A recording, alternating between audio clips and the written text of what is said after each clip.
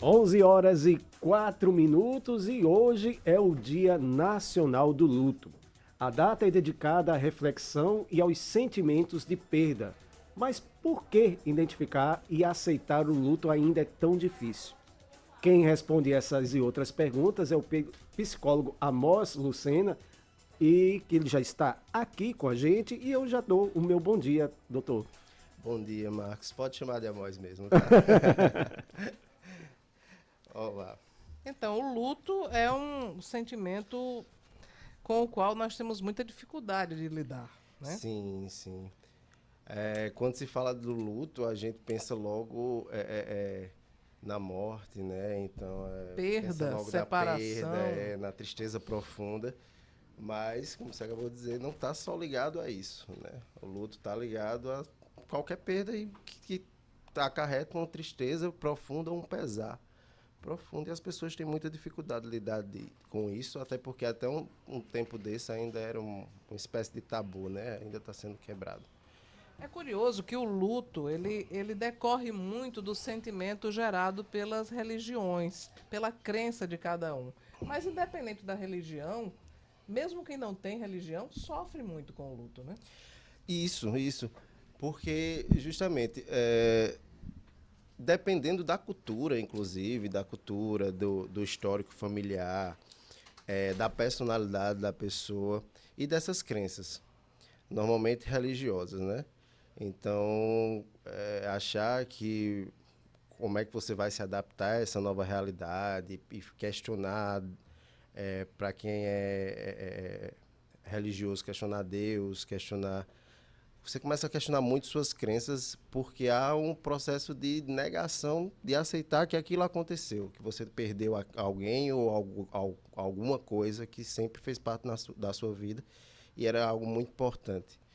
E uma coisa curiosa é que boa parte das religiões acredita que o luto não é o fim. Sim. Isso. Depende, assim, depende da religião, qual será o pós. Mas, por exemplo, os católicos acreditam que haverá uma vida, um céu ou um inferno. O espírita né? acredita que volta. O espírita Exatamente. acredita na reencarnação, né? Que vai voltar para, enfim, aprender mais ou para expiar pecados, mas ainda assim todos ficam desalentados quando se trata de luto. Exatamente. Isso também foi colocado também como uma espécie de alento, né? É mais fácil você acreditar que alguém vai para um lugar melhor, enfim, ajuda a acalentar, a gente conceituar que não é o fim, não acabou por ali, então há um pós, há uma coisa melhor. Dependendo da cultura também, é até festejado, assim, sabe? É no México, Isso. né? No México, também na Colômbia também, principalmente quando crianças morrem, pra gente, pra nossa cultura brasileira, há muita comoção, né? É difícil, por exemplo, ir para um velório de um bebê ou de uma criança. Sim. Você vê que a comoção é 3 vezes maior, assim, mas em algumas culturas, inclusive, eles festejam porque foi alguém muito puro que morreu e que já sabe, tem a certeza que vai direto para um lugar melhor e vai levar, enfim, vai fazer bem para a família. Dependendo da cultura. Antigamente também, na Idade Média, por exemplo, era tão comum a morte, a perda de momento que era Banal. banal, exatamente. Como a natalidade e a Porque morria-se muito de doença. morria-se muito, e muito cedo também, né? Então eles aproveitavam o pouco tempo que tinham e depois que perdiam também passavam por isso de forma mais rápida. Teve a geração romântica da literatura que também morria muito cedo, né? E tem inclusive a geração mal do século, que é Exatamente. aqueles escritores, poetas que não chegavam aos 30 anos, né? Que eles frequentavam, eram boêmios, frequentavam bares, fumavam, bebiam muito, e aí tinham doenças respiratórias gravíssimas e acabavam Perdão. partindo muito cedo, né? Sim, exatamente. Mas hoje em dia é aquilo, né?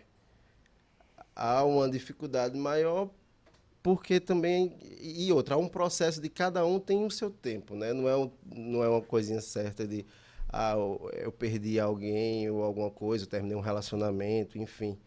e em um ano eu vou ficar bem, sabe? Então, vai muito da personalidade da pessoa, vai muito de como ela aceita esses sentimentos, se ela tenta lutar contra eles ou se ela deixa eles virem, fluírem, elas ruminam um pouquinho isso, depois deixam ir. E para isso tem que ter um apoio, assim, alguém próximo. A gente muitas vezes não sabe o que dizer, né, para outra É a pessoa. coisa mais difícil. Aí eu queria lhe perguntar: uma pessoa próxima morre e você vai ao velório, vai ao sepultamento, ou encontra com o familiar dias depois, aí você diz o quê? Para não ser Então, inadequado. então, popularmente a gente manda os meus sentimentos, meus pêsames, né? E fica por aí Porque a mesmo. gente não sabe descrever. É difícil descrever a perda. Por mais íntimo que você seja da pessoa. Quando você não é, então, é quase impossível. Então, você diz meus sentimentos. Aquilo talvez baste.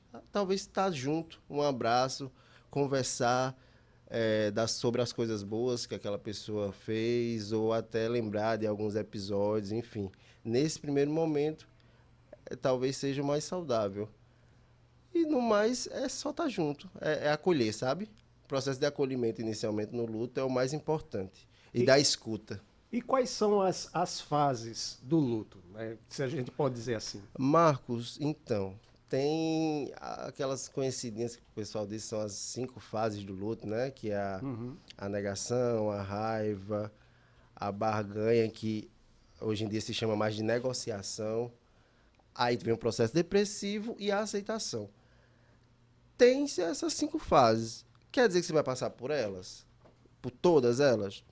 Não. Pode ser que você comece negando que alguém que perdeu alguém ou alguma coisa e você já pule para um processo altamente depressivo até que seja aceito, sabe? Você não precisa necessariamente passar por todas essas fases, entende? Mas foi colocado, é um conceito de 1969, se eu não me engano.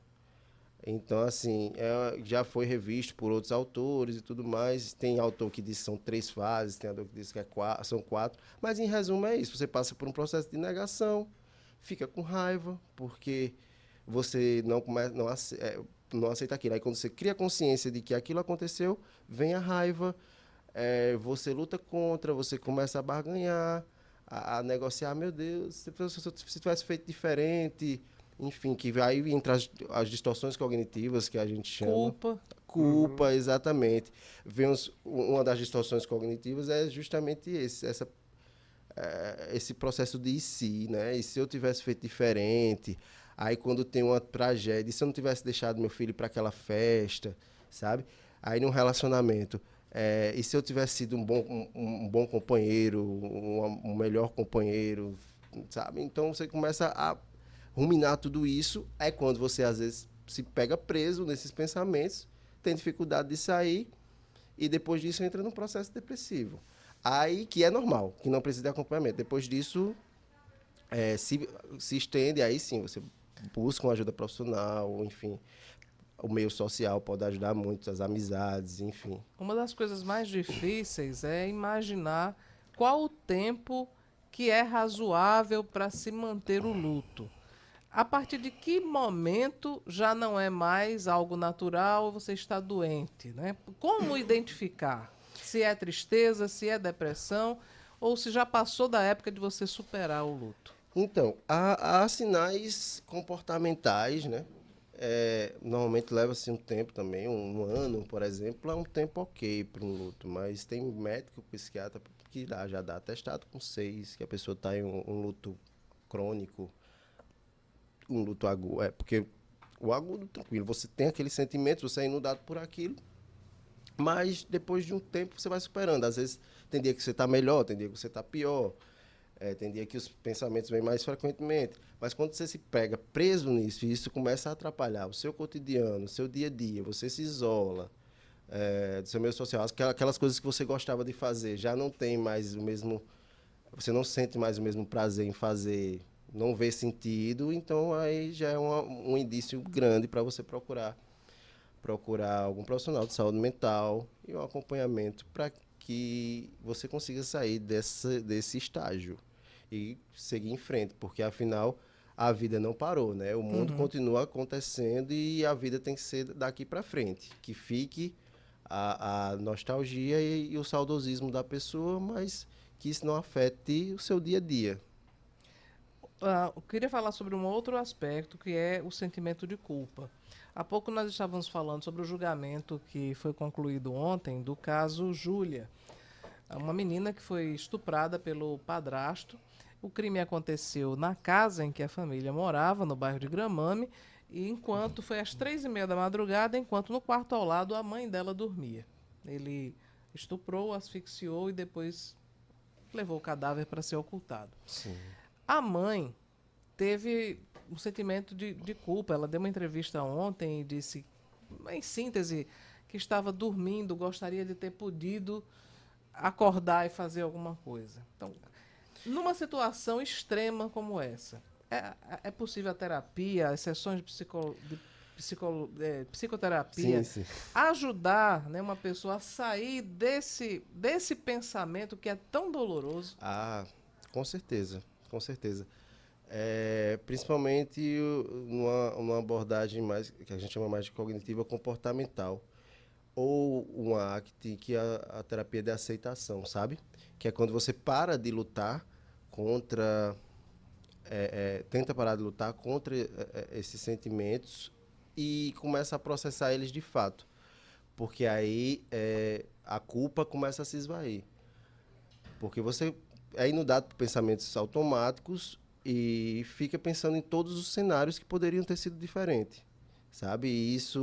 E fica ruminando isso e só vai gerando mais culpa, mais culpa, mais culpa, quando você tem que entender que isso é um processo natural da vida, inclusive as tragédias, né? As perdas repentinas. Então, não há o que se fazer. Quando a pessoa começa a entender que foge do controle dela, esse sentimento começa a ir embora. Mas aí é que está. Para ser ainda mais complexo e mais cruel, o padrasto foi escolhido pela mãe. Foi ela que levou para dentro de casa. Então. E imagine, ele fez isso enquanto ela dormia, ela que decidiu ficar com ele, levá-lo para casa. Não é fácil. Não é fácil de jeito nenhum.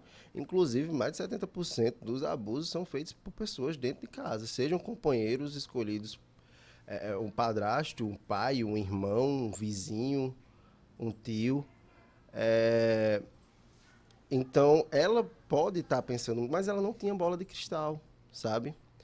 Ela E poderia... também estuprador não chega para dizer, Não olha, eu quero chega. namorar você, mas eu sou estuprador. Muita gente, por exemplo, que chega na clínica, você vai perguntar para quem conhece, é uma pessoa que é adorada no meio social, é super simpática e tudo mais, mas você não sabe o íntimo dessa pessoa, né? Aí eles dão indício. Provavelmente esse cara deu, não sei, não conheço a história, infelizmente, algum indício, mas ela também poderia estar muito apaixonada, enfim, nesses momentos você tem dificuldade de enxergar o que é real e o que é imaginário, o que você idealiza da outra pessoa e o que é real sobre ela. Tem uma frase que eu acho que é de Agatha Christie, que diz assim, uma mulher apaixonada é uma morta que caminha. Exatamente. O homem apaixonado também vira um morto. Demais, demais, demais. Até mais do que a mulher, eu acho. Será? Eu acho que não tem como comparar, O sabe? campeonato São dois de seres loucura. humanos, Não tem. Independente do gênero aí, mas você dá uma cegadinha num dito popular, assim, você fica... às vezes é avisado, né, por amigos, porque está Quase mais próximo. sempre. E não escuta. E não escuta. Justamente porque você está inundado por esse sentimento que, infelizmente, muitas vezes cega. E quando você, por exemplo, sai ou quando acontece algo muito inesperado, como uma tragédia dessa, é como se você saísse de um sonho e acordasse e começasse a perceber que era um pesadelo, sabe? É quando você vem para o real e sai do imaginário, da idealização que você tinha daquela pessoa do aquele ser humano, no caso aí o companheiro. Você estava falando da situação do padrasto, né? Da mãe, no caso. E eu estava me lembrando de um caso que a gente até trouxe aqui, e você comentou, Cláudia, da mãe que matou a criança. Sim. E depois ela se arrependeu, ficava isolada.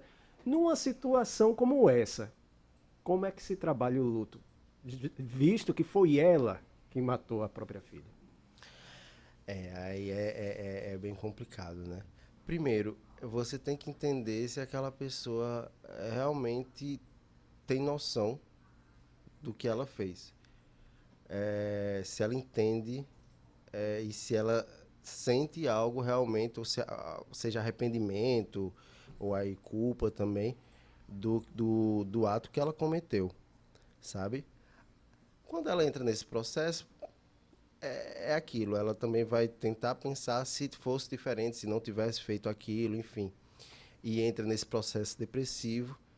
Para sair, você precisa fazer com que ela ressignifique, sabe? Assim, é um processo de autocompaixão, basicamente, que essa pessoa tem que passar. E que praticamente todo mundo tem que passar no luto. Mas é difícil ter autocompaixão quando todo mundo É. lhe Exatamente, criminaliza. E, exatamente. aliás, você cometeu um crime mesmo. Tem que É, aceitar isso, então, justamente, né? aceitar, não lutar contra, É. sabe? Não tentar E conviver com isso, que é o pior. conviver.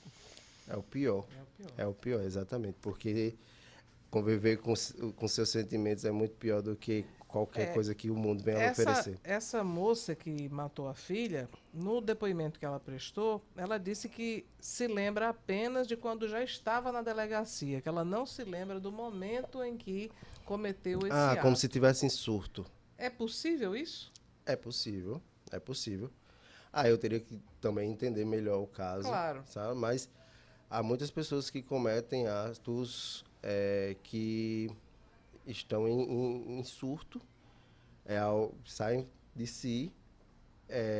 Isso acontece, por exemplo, com algumas pessoas bipolares ou que têm um grau alto de transtornos, personalidade, ou um borderline da vida, enfim, que está numa fase de mania extrema e entra nesses surtos e só vem depois. Aí você tem que provavelmente tentar, através de terapia, entrar no consciente, subconsciente dessa pessoa para entender se ela tem memória daquilo, enfim, ou se ela está citando. Porque o pessoal pensa logo que inventa, né? Pode ser. Também pode ser. Pode ser. Um Possível. É possível. Para atenuar, né? É que nem esses casos que acontecem absurdos, daqui a pouco o povo já coloca, né, nos comentários da rede social. Daqui a pouco vai dizer que ele tem problema psicológico, para poder sair. Estava passando por uma situação difícil. Justamente. E isso normalmente serve de... ou pelo menos é um pretexto. É um pretexto, justamente. Que as pessoas usam. Mas deixa eu lhe perguntar o seguinte, quem fica responsável pelos ritos finais? Por exemplo, a pessoa que vai cuidar da colocação do corpo no caixão, quem vai para a funerária, quem vai comprar flores, a pessoa que cuida, organiza velório e enterro, sofre mais do que os outros? Cláudia, pegar o pessoal que cuida da parte burocrática, né? Assim, mas não é burocrática, não, é prática mesmo. É prática mesmo, porque assim, normalmente um contexto familiar, certo? Normalmente é a pessoa que exerce um papel de liderança naquela família. É uma pessoa que normalmente também já lida com os problemas. Essa pessoa, ela reprime, né? Na verdade, porque ela tem que resolver aquilo, tem que ir atrás de um atestado de óbito, pegar o atestado de óbito, levar para a funerária para que seja feito o velório ou o enterro ou a cremação, que é um processo mais difícil ainda, que precisa do laudo de 2 médicos. Então, ela não tem tempo para sentir. Então, ela meio que no começo dá essa reprimidazinha. O que pode acontecer? Como ela não passa por essa fase de imediato do luto, porque ela tem que resolver outras coisas, a mente dela está ocupada com esses processos, depois vem e às vezes vem numa carga mais forte. Então, quando o resto da família, vamos supor, já está em outros processos do luto, enfim, já conversaram sobre aquilo, já se isolaram um pouquinho, tiveram seu tempo, conversaram e lembraram daquela outra pessoa, essa pessoa está na correria de estar resolvendo isso, e quando ela quando finalmente todo esse processo acaba, vem de uma forma mais intensa, sabe? Porque ela É aquele involuntariamente teve que reprimir esse famoso, sentimento. aquela famosa expressão, caiu a ficha. Caiu a ficha, exatamente. Porque naquele momento ela só está pensando Em resolver. em fazer o rito de passagem, que é comum nosso, né? Para que aquela pessoa vá em paz e tenha um último momento digno com a família, assim, e que possa ser processado. O que serve para isso o velório, né? Para você processar e lembrar e ter o tempo de cair a ficha, como você disse. Essa pessoa não passa por isso, ela passa depois. É doloroso velório e sepultamento, mas existe outra situação que é ainda mais desafiadora, é quando não existe velório nem sepultamento. A gente teve isso, principalmente na pandemia, não teve velório. Né? Exatamente. Então se pula uma etapa. E tem casos de violência, mais uma vez contra a menina Ana Sofia, lá Isso. de Bananeiras, que ela desapareceu, E até o hoje. corpo jamais foi encontrado. Então, como superar o luto se o processo de luto não pode ser concretizado?